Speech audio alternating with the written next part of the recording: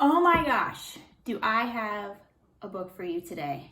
Okay, this book, probably the best book I've read this year. I can't with this. I have told so many people about this book because it's phenomenal. Okay, so it was actually published in 2014 and it is 314 pages, but it's not bad. It reads fairly quickly. It was made into a movie last year, and okay, so that's the only reason I know about this book. When all the protests started after George Floyd and Breonna Taylor, Amazon Prime offered this movie for 1 month, the month of June, free to watch. And I was like, oh, of course, okay, I'm gonna watch it.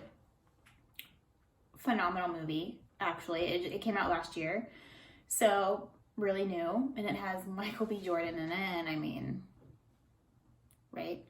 But it also has Jamie Foxx and Brie Larson in it. So, okay, so some background. Bryan Stevenson, he is originally from Delaware, and then he went to Harvard Law. Didn't really know if he wanted to be a lawyer or not though, so he was like trying to figure out what he wanted to do. And then he did an internship down in Georgia with the Southern Defense Prisoner something, I forget the full name. So anyway, so he worked with death row inmates on his internship, and then decided that that's what he was going to do after school. He decided that he did want to be a lawyer, and he did want to do like civil rights stuff. So he moves to Atlanta. This is in the 80s, I believe.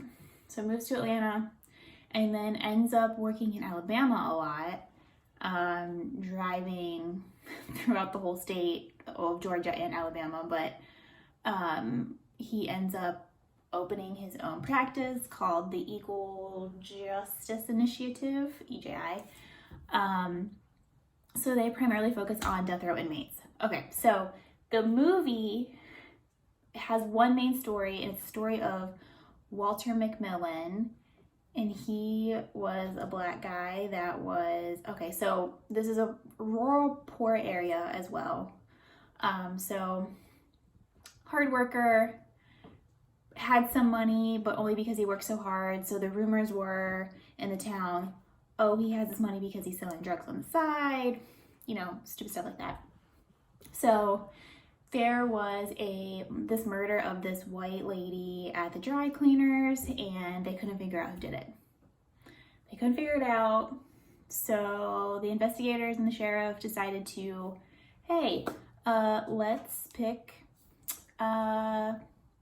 Walter, and he's going to be the guy that gets railroaded for this murder.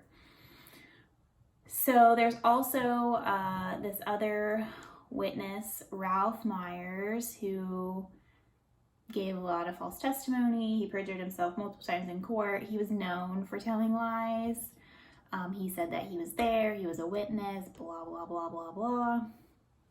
So Walter gets convicted. Actually, he was sentenced to death row before the conviction, which that's not how the legal process works. So that was a whole issue in and of itself. So he's on death row for 6 years for this murder, and Bryan becomes his lawyer because EJI is a nonprofit. So all the work they do is death row inmates, excessive prison sentences, things like that. So he becomes his lawyer. All this stuff starts to be uncovered. Doesn't matter. The judge doesn't want to see it. The sheriff is basically the one that did all of this stuff. And by the way, when this book was written, I think as of last year even, the sheriff is still the sheriff of that county. So big issue there. Okay, anyway. So lots of racism, lots of discrimination, lots of really bad, awful things. Okay, so that's the main story. That's what the movie focuses on. So the book has that sprinkled throughout. So he gives a lot of details, a lot of other information. Fascinating. So then there's also other chapters about other topics as well. So there's one that talks about intellectually disabled inmates and how it became the law that they could not be sentenced to death. But even after the U.S. Supreme Court established that precedent, Alabama still sentencing intellectually disabled people to death. So there's that.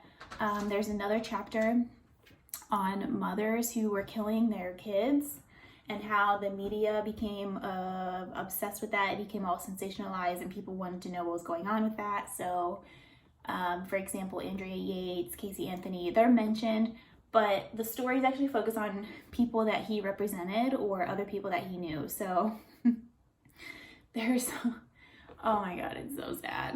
It's so sad. There's one story of a lady who has like 6 kids, and she was poor and didn't have enough money, so she wrote a couple bad checks, I think all less than like $150, basically to feed her kids or whatever it was for her kids. She was sentenced to life in prison without the possibility of parole. Really? What happens to these kids now?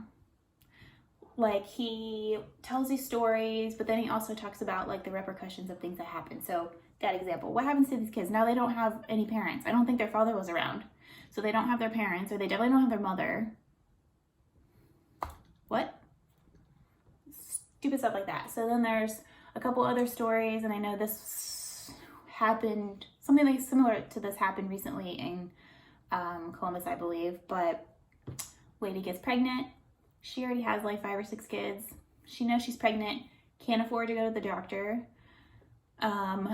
So she's like, oh, I'll do what I need to do, you know, blah, blah, blah. This was during Hurricane Katrina, I believe. So she ends up going to take a bath, and she was like 5 months pregnant, I think, at the time. Well, she ends up delivering the baby at her house, and it was born, and it was a stillborn. So she didn't even take it to the doctor, nothing. She just went and buried it in the backyard. Well, the nosy neighbor noticed, and she didn't tell anyone that she was pregnant at the time. I don't think anyone knew. So nosy neighbor noticed one day she's pregnant, the next day she's not. So the nosy neighbor, I don't know, knows someone that works at the school where the kids go to school, and has the authorities come out, whatever. So they find the body, they exhume the baby, and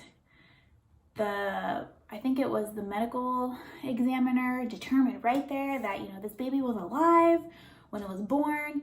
How she knows that is impossible. So they end up sending a bunch of tests and all that stuff. Well, she's sentenced to prison, but they can't prove that the baby was alive or dead when it was born, but she's still going to be in prison.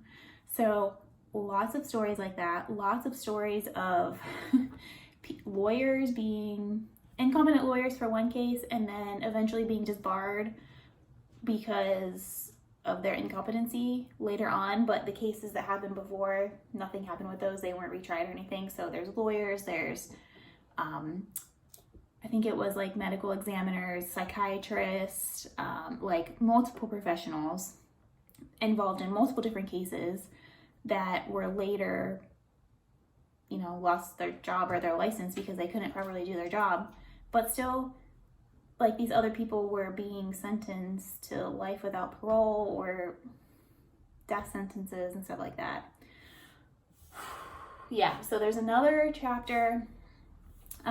He talks a lot about juveniles too. So juveniles getting life in prison without parole for doing stupid stuff that kids do, like being 13 and making bad decisions. Like they wouldn't have a chance at the rest of their life. Like, oh, it's so sad. And the stories are unfathomable. Like, people who live in a bubble think that this doesn't happen in real life, and it does. And Bryan also gives examples of himself being discriminated against, being in the Deep South. Like, this started in the 80s, and people were still being lynched. Like, it wasn't a thing. Like, they didn't like, people didn't know, but this was still happening, and it's crazy. So people that live in a bubble, they don't think this is happening. It is happening. It's still happening. And I seriously recommend, please read this book. Please read this book. I can't get enough of it. Okay, I could keep talking about it, but I won't. Okay, let me know if you read it because it's awesome. All right, thanks for watching.